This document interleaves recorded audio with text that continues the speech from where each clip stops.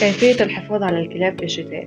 وقبل ما نبدأ الفيديو علشان يوصلك كل جديد اعمل سبسكرايب وفعل الجرس. معظمنا بيربي كلاب بتحب الجو البارد، أو بمعنى أصح هو ده بيئتها اللي جاية منها. لكن لازم نفهم إن ده موسم انتشار أمراض وفيروسات برضه، وليس بالضرورة أن الفراء الكثيف سيوفر الحماية الكافية للكلب. لازم نعرف إن الكلاب تكتسب بعض الصفات، يعني الكلاب التي قضت معظم حياتها في الأجواء الباردة ستتأقلم عليه، على عكس الكلاب التي نشأت داخل المنزل أو في بيوت الرعاية وغيرها. في كل الأحوال فإن الحيوانات بشكل عام والكلاب بشكل خاص تحتاج بعض الاستعدادات في فصل الشتاء. لازم كمان نحافظ على درجة حرارة المكان الذي يجلس فيه الكلب، وعدم تركه في الأماكن المفتوحة مثل سطح المنزل أو الحديقة أو شرفة المنزل، لأن هذه الأماكن غير مجهزة ودافئة بالقدر الكافي. حتة كمان مهمة للي بيربي كلاب جديد: دور برد صغير عند جرو ممكن يموته. وكرر كلامي، الجراوي الصغيرة ممكن ما تستحملش أي دور برد وممكن تموت. نلخص الكلام ده في شوية نصايح خفيفة. قم بتدفئة كلبك بشكل جيد أثناء الخروج خارج المنزل. حتى تتم التدفئة بشكل صحيح يجب اختيار المعطف الذي يغطي الكلب من الرقبة وحتى قاعدة الذيل، وأيضا يجب أن يحمي البطن بشكل كافي. عرض كلبك لأشعة الشمس في الشتاء.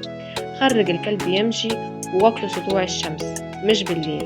لا تترك كلبك في الحديقة أو فوق سطح المنزل في الشتاء. لا تترك الكلاب في العراء في فصل الشتاء بدون تدفئة كافية، لأن ذلك قد يؤدي إلى إصابتهم بأمراض فيروسية وربما إلى الوفاة.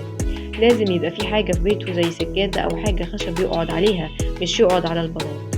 أكل الكلب لازم يكون فيه مكملات غذائية زي زيوت السمك عشان السقعة ما تأثرش على جلد وشعر الكلب، وفي نفس الوقت الكمية تكون كافية عشان يشبع.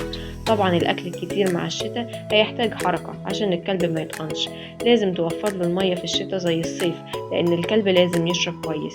نظافة المكان ونظافة الكلب، يعني مش سايبه في البلكونة مع فضلاته والمطر تمطر والدنيا تتبل، لأن ده هيجيب له أمراض جلدية انت في غنى عنها. الحموم مرة في الأسبوع أو الأسبوعين كفاية، ولازم يبقى الصبح في الشمس وتنشفه كويس وتسيبه يجري عشان ينشف. لازم تسرح له شعره، لأن ده هينشط الدورة الدموية في الجلد. لو في مشكلة ولو صغيرة قابلتك مع الكلب، زي مثلا بيعطس، همدان، سخن، جايله إسهال، لازم تروح للبيطري، ما تكسلش. ونصيحة: روح للبيطري قبل ما المشكلة تحصل، لأن ممكن يكون كلبك محتاج بعض المكملات الغذائية المناسبة لسنه ونوعه، وده البيطري بس اللي هيفيدك فيه. لو عجبك الفيديو اعمل لايك وكومنت وشير لحد يهمه الأمر.